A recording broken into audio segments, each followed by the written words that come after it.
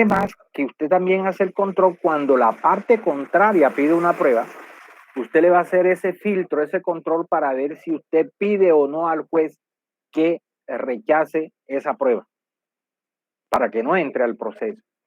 Porque los atributos tienen eso. Vamos a mirar ahora que a medida que vayamos viendo los atributos, vamos a mirar y después vamos a ver que son causales de rechazo de la prueba, cuando no se cumple con estos atributos. ¿Sí? Son causales de rechazo de la prueba. Listo. El primer atributo que vamos a ver 4 atributos. Vamos a ver la conducencia, la pertinencia, la utilidad y la eficacia. Repito, conducencia, pertinencia, utilidad y eficacia de la prueba. El primero, conducencia.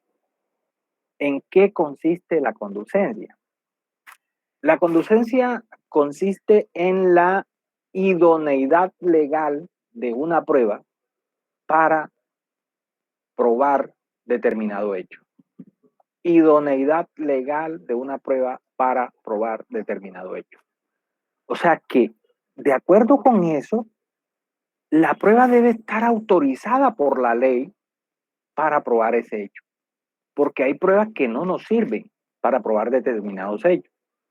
Y eso me dirían ustedes, bueno, pero es que eso no fue lo que vimos ahorita en la libertad probatoria. Sí, allí mismo cuando hablábamos de la libertad probatoria, también yo les decía, bueno, es que hay algunas exenciones, con algunas exenciones. Justamente esas exenciones habla de la conducencia.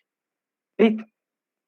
¿Por qué? Porque la conducencia está diciendo, mire, usted puede utilizar esa prueba si la ley la permite, si es idónea legalmente. Pero también esa idoneidad no solo surge de la ley, sino que también surge del criterio del juez. El juez tiene esa potestad porque la norma le entrega esa potestad, que si él considera que una prueba es idónea para probar determinado hecho, entonces él la va a valorar. Es más, la puede practicar, la puede pedir. Inclusive, dice la norma, inclusive acudiendo a pruebas que no estén contempladas en nuestro sistema jurídico. Y cuando habla de nuestro sistema jurídico es pruebas entonces que estén en otro sistema jurídico, aun cuando no esté contemplada en nuestras leyes, de otros países. Si en otro país se utiliza una prueba y él considera que esa prueba le puede servir acá para la verificación de los hechos que él está conociendo, entonces él le va a dar el valor. ¿Listo? ¿Dónde encontramos eso? Antes de continuar, para que no se nos pase esto, en el artículo 165, por favor, alguien que me pueda ayudar con ese artículo 165 del Código General del Proceso. ¿Quién me puede ayudar? Andrea, ¿tienes el código allí? Yo lo tengo. Medios de prueba, profe. Sí, medios de prueba. 165. Sí, Ya lo tengo. 165. Son medios de prueba. Son medios de prueba la declaración de parte, la confesión, el juramento, el testimonio de terceros, el dictamen pericial, la inspección judicial, los documentos, los indicios de los informes y cualquier otros medios que sean útiles para la formación del convencimiento del juez.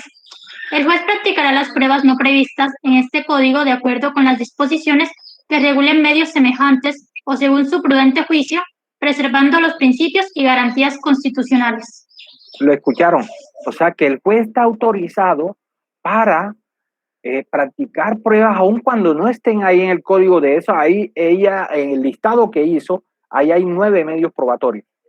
Empezando con la declaración de parte hasta los informes técnicos, hay 9 medios probatorios. Pero también la ley está diciendo, el juez practicará pruebas inclusive que no estén en siempre que él, de acuerdo con su prudente juicio, considere que esa prueba le sirve para la verificación de determinado hecho.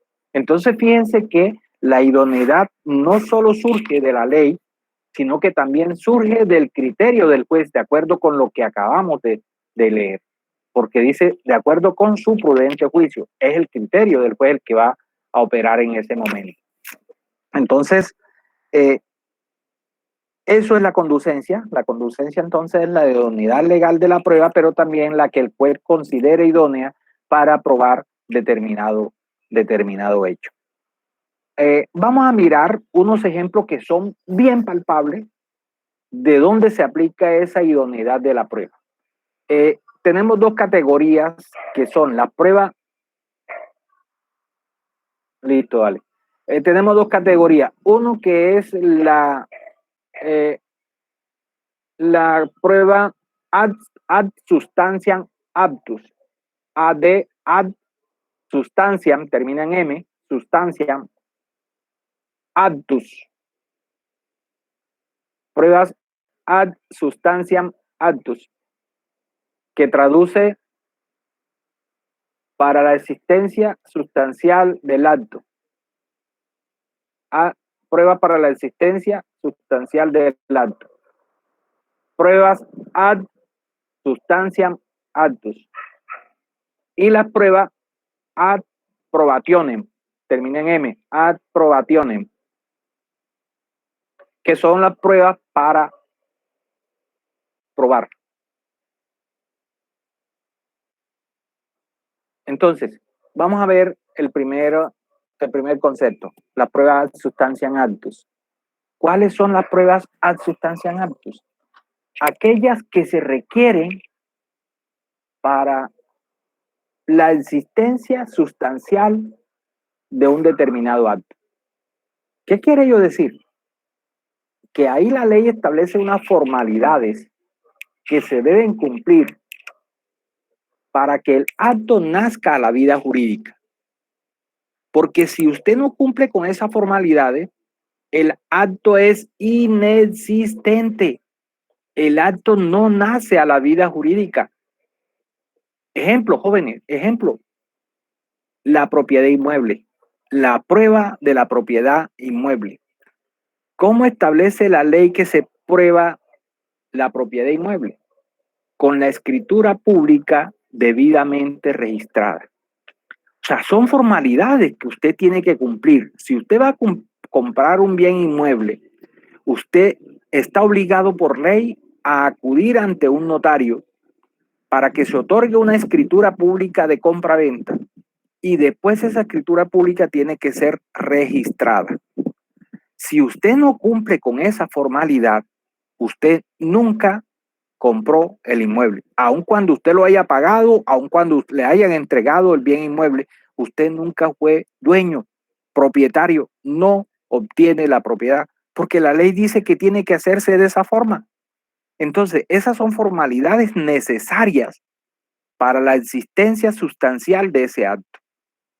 Si usted no las hace, el acto es inexistente, el acto no nace a la vida jurídica. Por eso dice prueba ad substantiam actus, para la existencia sustancial del acto, traduce. O sea que para que el acto nazca a la vida jurídica debe cumplir con las formalidades. Mire, en un proceso reivindicatorio, por ejemplo, usted tiene que probar la propiedad del bien inmueble, del bien que va a reivindicar. Y allí no le va a servir otra prueba.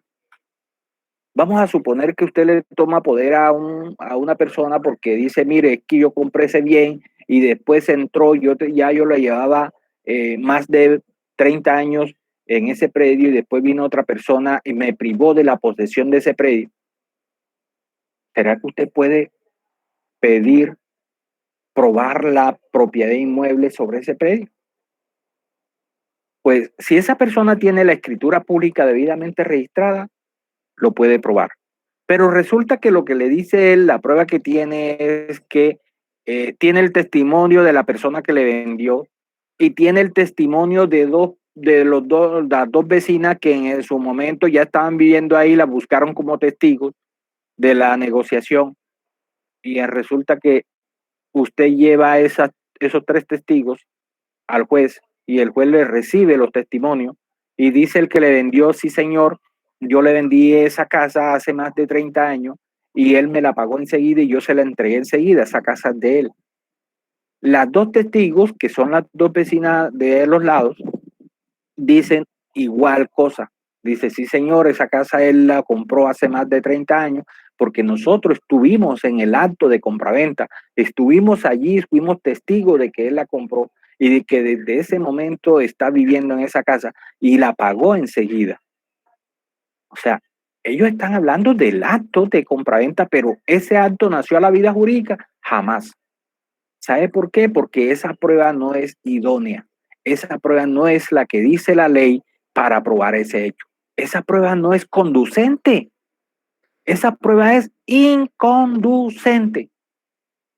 Los testigos pueden ser pertinentes porque hacen relación al hecho, pero como quiera que no es la prueba que la ley dice que es la eficaz, la que sirve, entonces es inconducente. ¿Listo?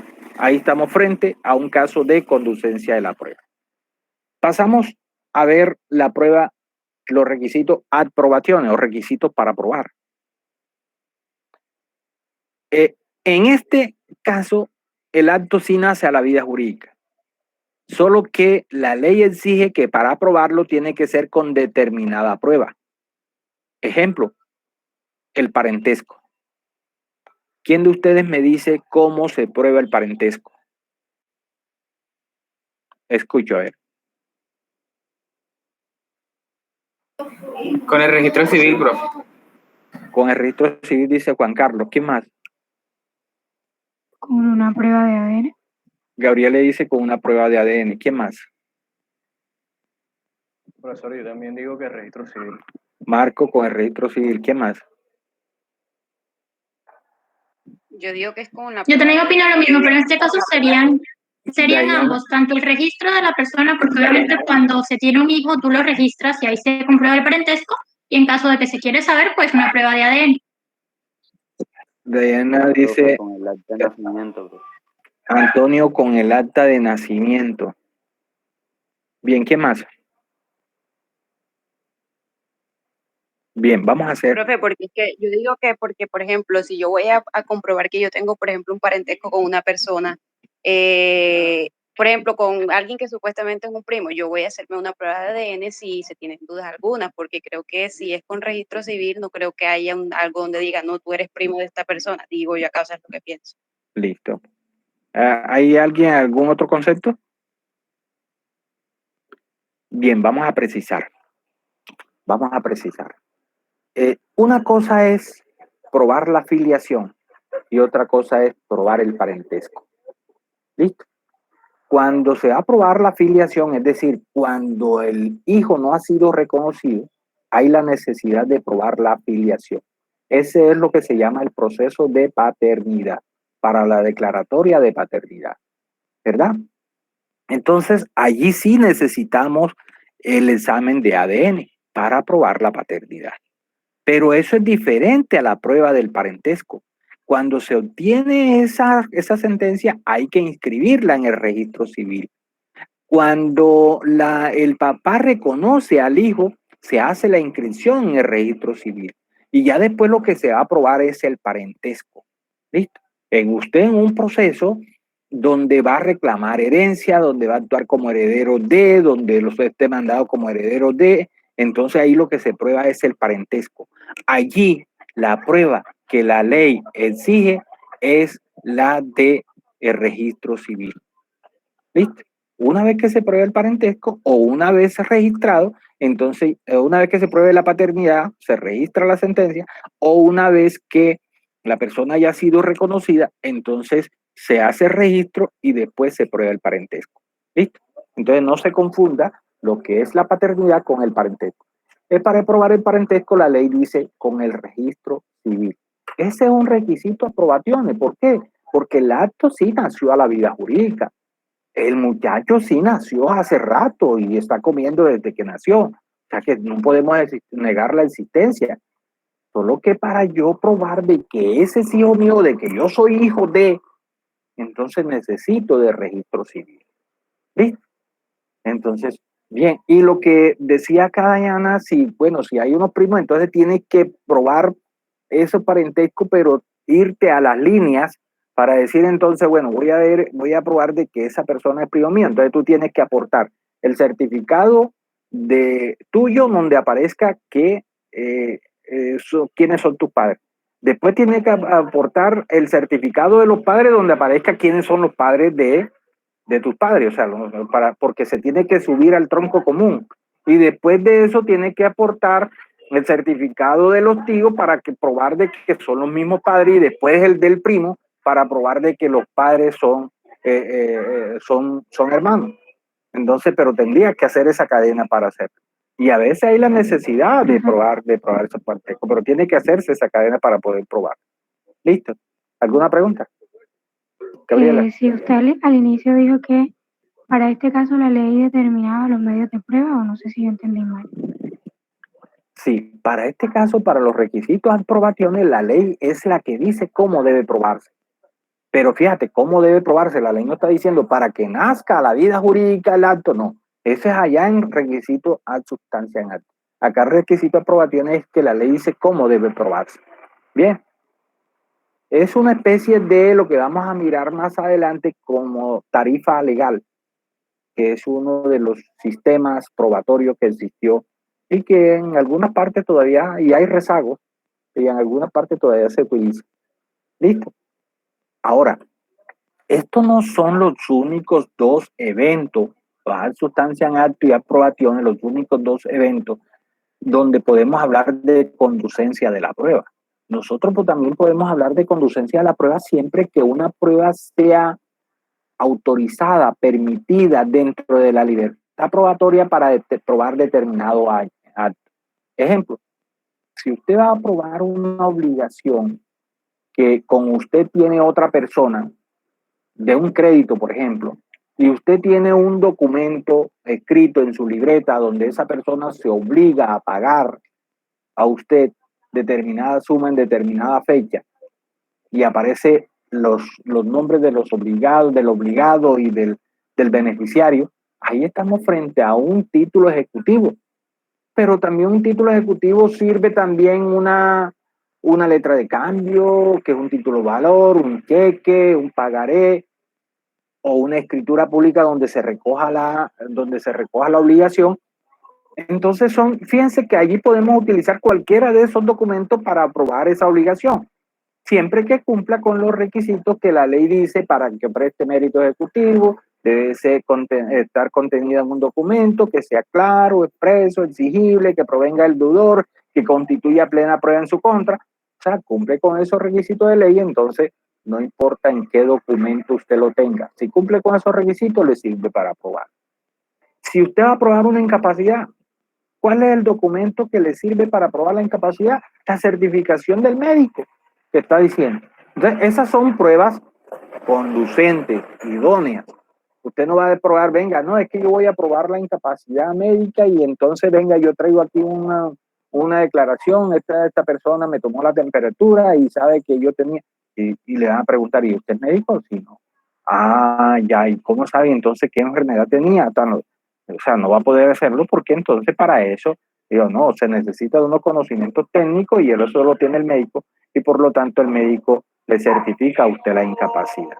¿Listo? Entonces estamos hablando allí de conducencia, de idoneidad que surge de la ley o del criterio del juez para probar determinado hecho. Oigan, este es un requisito intrínseco, está en la prueba misma. Usted sabe si esa prueba es idónea o no para probar ese hecho. Si usted va a pedir una prueba que no cumpla con esos requisitos, no la pida, porque no el juez se la va a rechazar. O la otra parte va a pedirle al juez, señor juez, esa prueba rechácela por favor porque no es conducente.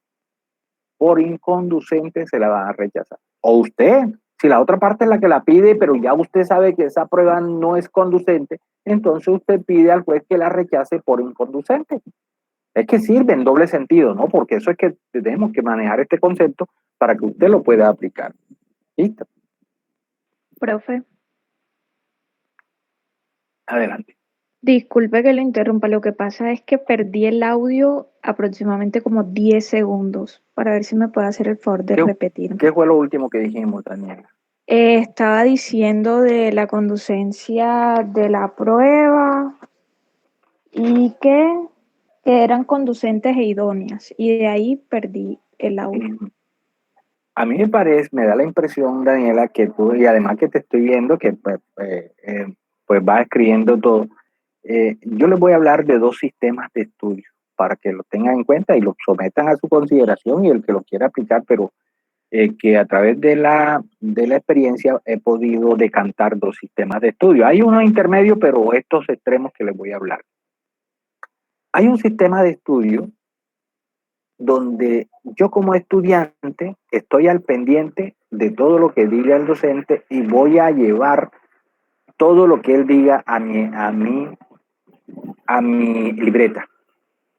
Ese sistema tiene más desventajas que ventajas.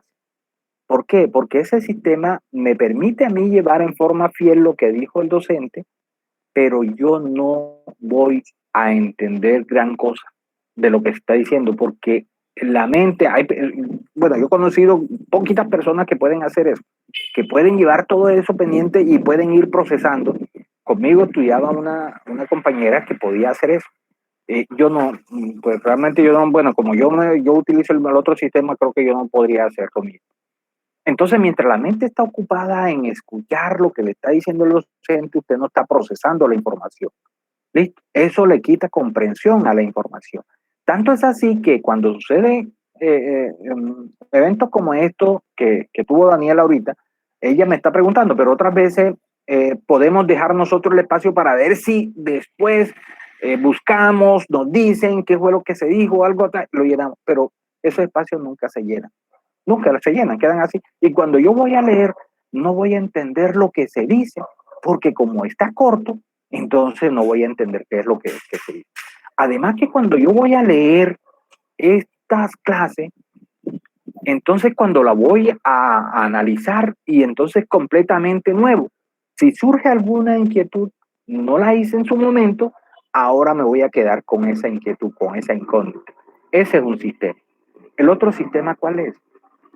Que usted escucha la clase, la analiza, la comprende, procesa la información y lleva a su libreta apuntes referenciales que a usted le permitan entender después qué fue lo que usted entendió en su momento.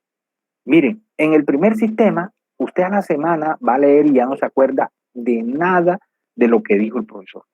En el segundo sistema, usted lee en cualquier momento, un mes, un año, 2 años, 3 años después, y va a entender perfectamente por qué, porque usted procesó la información. Entonces ustedes deciden con qué sistema se queda. Estamos hablando, Daniela, de la conducencia, y lo que estábamos diciendo era, bueno, no sé, ya como que lo último que dijimos, que por favor me recuerda para retomar de ahí, Daniela. Que la prueba era conducente, mencionó lo del título ejecutivo, título valor, el ejemplo, y de ahí perdí el audio. Perfecto. ¿Qué era lo que estamos diciendo? Que la prueba conducente no solo se limita a los dos casos de ad substantiam actus y ad probationem, sino que se abre a cualquier otro medio probatorio que nos sirva para probar determinado hecho. Es posible que un hecho yo lo pueda probar con diferentes medios probatorios. Eso es lo que dice la libertad probatoria. Y entonces en esos casos, con esos diferentes medios probatorios también son conducentes, son idóneos. Siempre que la ley no me diga a mí que ese hecho solo se puede probar con determinada prueba, yo tendría libertad probatoria. Ejemplo, tú vas a probar, un hecho posesorio.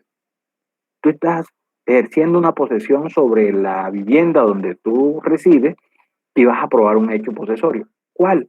El tiempo que tú llevas viviendo allí. Entonces, eso lo puedes probar con pruebas documentales. Por ejemplo, mire, aquí está esta prueba documental que habla de la instalación de los servicios que instalé yo hace 20 años y ya aparece el nombre mío. Pues lo instalé yo Eso es un hecho posesorio y tú con esa prueba documental estás probando de que ya tienes ahí en posesión más de 20 años. Otro, aquí están estas facturas, mire, de unos materiales que yo en su momento compré para hacer unas remodelaciones en la casa. Y entonces esa prueba documental también, porque también está a nombre tuyo, la dirección donde tú estás viviendo, también dicen que esa prueba también te sirve para probar ese hecho. Pero también unas declaraciones. Ah, pero es que miren, los vecinos saben cuánto tiempo llevo yo de estar viviendo aquí. Esas declaraciones también sirven. Entonces, fíjate que tenemos pruebas, hechos, que donde yo puedo utilizar diferentes medios probatorios que me sirven y todas esas pruebas son conducentes, porque ninguna de ellas está prohibida por la ley. ¿Listo? Entonces, son conducentes de acuerdo con eso. Bien. En cambio que los dos eventos al sustancian actividad probaciones porque la ley me limita a esas pruebas. Bien. Preguntas.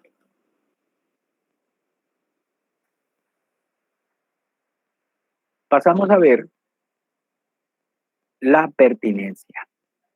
Pasemos a ver la pertinencia. La pertinencia también es un requisito intrínseco de la prueba, está en la prueba misma, porque la pertinencia hace referencia a la relación que hay entre la prueba o la relación que tiene la prueba con el tema de prueba del proceso. Con el tema de prueba del proceso. Normalmente los asociamos con los hechos y sí, en última lo que estamos es haciendo una relación entre la prueba y el hecho a probar. Pero ¿por qué se habla del tema de prueba del proceso? Les voy a explicar en qué consiste el tema de prueba del proceso. Cuando hablamos de tema de prueba del proceso, estamos hablando de el universo de hechos que yo llevo en un determinado proceso. Explico. Un hecho no está un proceso no está compuesto de un solo hecho. Ustedes en un proceso no van a llevar un solo hecho. Siempre van a llevar muchos hechos.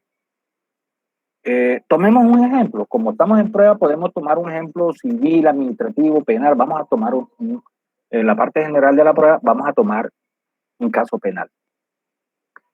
Tenemos el caso de un homicidio, ¿verdad? Entonces, en el caso del homicidio, ¿qué se va a probar? Apenas el homicidio de la persona, el deceso de la persona, el fallecimiento de la persona. No, allí vamos a recoger una cantidad de hechos. Primero, quién era la persona, qué hacía, qué antecedentes tenía, dónde se dio el hecho, qué día, a qué hora, cómo sucedieron, cómo fue el hecho cómo se dio el hecho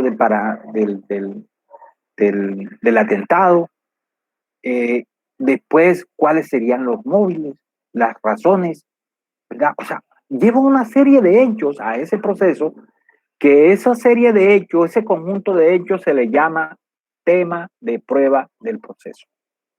Por eso entonces, la pertinencia es la relación que existe entre la prueba que yo pido y ese tema de prueba. ¿Por qué? ¿Qué es lo que busca esta definición? Ampliar la aplicación o la pertinencia de la prueba.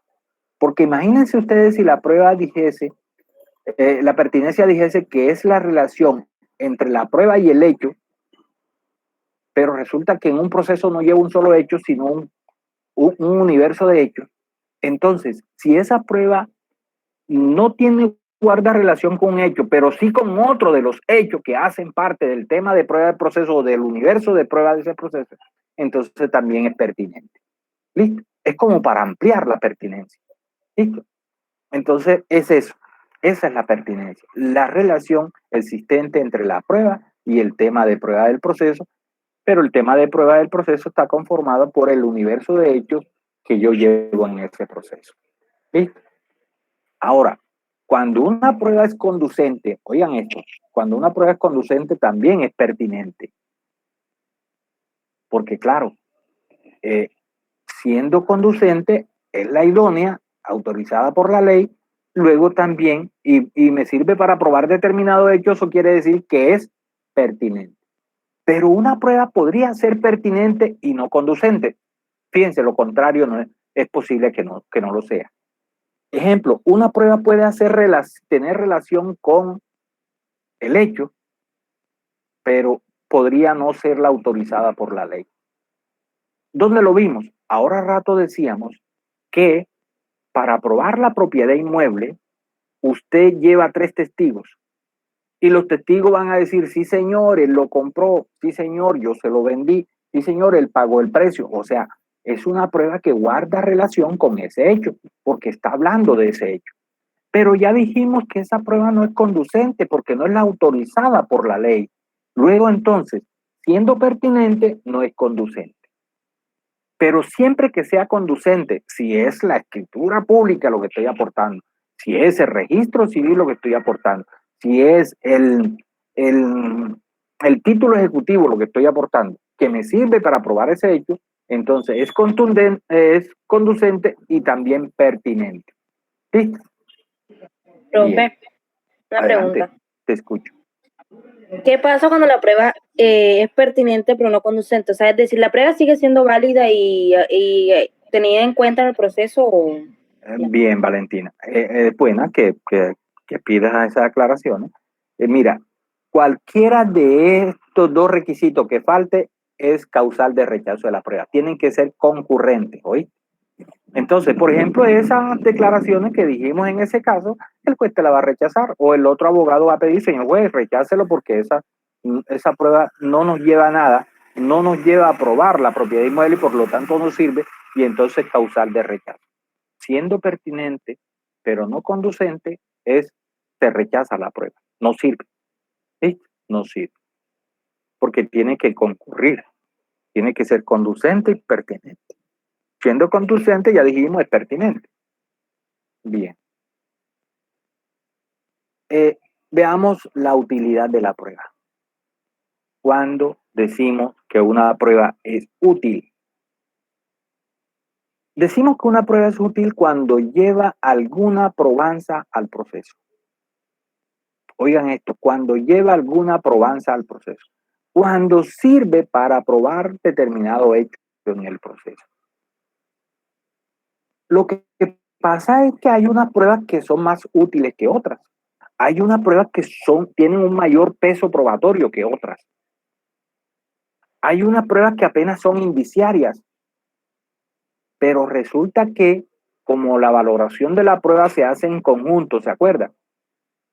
Por el principio de unidad de la prueba se hace en conjunto, entonces ellas ahí cumple su función. Es posible que esa prueba que aportó poco sea la que el juez está necesitando para terminar de convencerse.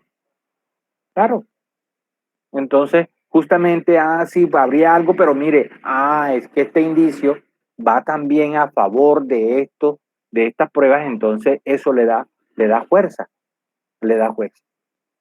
Ahora, es posible que una prueba siendo útil sobrevenga en inútil. ¿Cómo es eso? Sí. Es posible que una prueba que me sirve para probar determinado hecho se haga después innecesaria en el proceso. ¿Por qué? Porque un hecho, si usted recauda varias pruebas, por ejemplo, usted pidió 5 pruebas para la comprobación de ese hecho y se practicaron 3 pruebas. Y ya con esas 3 pruebas hay certeza sobre la existencia de ese hecho. Profe. Adelante.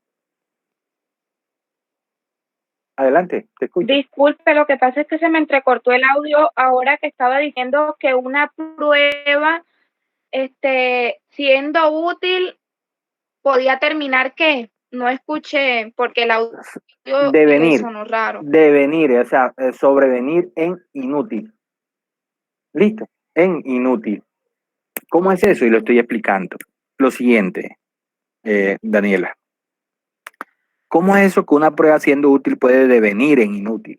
Porque cuando ya hay la suficiente prueba para un determinado hecho, las demás que tú hayas pedido para ese mismo hecho ya no la vas a necesitar. Mira, tanto es así que la ley, ¿sabe qué dice? La ley autoriza al juez para que, en los casos de los testimonios, si se piden 10 testigos, pero los 3 primeros que se recauda le dan certeza al juez sobre la existencia del hecho, ya el juez puede rechazar los demás. Porque ya hay prueba. Ahora, si yo voy a probar un determinado hecho y pido una prueba documental, pido una prueba pericial, pido una prueba testimonial, y ya con la prueba documental el juez considera que es suficiente para la verificación de ese hecho, entonces él puede rechazar la práctica de los testimonios porque ya eso está probado. Entonces, fíjate, unos testimonios que iban a ser útiles para esa prueba, para ese hecho, entonces ya va a sobrevenir o a devenir en inútil porque ya no se necesita. ¿Listo? Cuando hay suficiente ilustración sobre un hecho, el juez, es más, bueno, eso sí lo vemos en el próximo curso, cuando en la audiencia inicial del juicio del proceso civil, mira lo que sucede. Hay una etapa que se llama fijación del litigio. Y en esa etapa el juez da por probado ciertos hechos, para los que se haya recaudado ya la prueba suficiente para tener la existencia sobre esos hechos. ¿Qué dice la ley? Que cuando el juez fija el litigio, da por probado unos hechos, las pruebas que se habían pedido para la comprobación de esos hechos, ya él no las decreta. O sea que siendo unas pruebas que en principio eran útiles, devienen inútiles porque ya los hechos se encuentran probados. Por ejemplo, se pidió unos testimonios para probar un hecho, pero resulta que el demandado o el demandante confesó y dijo, sí señor, ese hecho es cierto. Pues ya la prueba que se haya pedido para la verificación de ese hecho ya no se necesita, porque ya hay confesión, ya hay una prueba que le da certeza al juez sobre la existencia del hecho. Entonces, esas pruebas que en principio eran útiles, ya después no la van a practicar, la van a rechazar por inútil. ¿Sí quedó claro? Bien, cuando hay suficiente ilustración, las pruebas pueden devenir en inútil. Y pasamos a ver la eficacia. Profe, Adelante. con relación con lo que dijo la compañera Valentina, entonces las pruebas deben contener o deben estar de acuerdo con estos 4 atributos. Debe haber una concurrencia siempre de los 4. No Sí. puede hacer falta ninguno. Sí, así es. Lo que pasa es que los 2 primeros son intrínsecos, están en la prueba misma. En cambio que los otros 2 que vamos estudiando, fíjate que el de la utilidad está en la prueba, pero puede devenir en inútil, entonces se da en la práctica, al momento más bien de la valoración. Listo. Porque tú puedes pedir una prueba para probar determinado hecho, pero resulta que no logras probarlo. Entonces, esa prueba va a ser, además, a pesar de ser conducente y pertinente, va a ser inútil y tampoco va a ser eficaz. ¿Listo? ¿Por qué? Porque no sirvió para probar. Pasamos a la eficacia, que guarda relación con la utilidad. La eficacia guarda relación con la utilidad. ¿Por qué? Porque decimos que algo es eficaz, y en este caso la prueba es eficaz, cuando nos sirve para probar, cuando cumple el cometido para el cual nosotros la pedimos. ¿Listo? Eso es eficacia. Es eficaz cuando cumple con su cometido. Ustedes pidieron o aportaron una prueba para probar determinado hecho y esa prueba sirvió para probar ese hecho, entonces fue eficaz, además de ser útil, pero además tenía que ser conducente y pertinente. ¿Listo? Tiene que ser conducente y pertinente. Es más, cuando una prueba es conducente también es pertinente, es útil y es eficaz. La conducencia marca la pauta allí. ¿Listo? Pero ahora, una prueba siendo conducente y pertinente, es posible que devenga en inútil, porque si ya el hecho está suficientemente probado, ya no se va a necesitar. ¿Listo?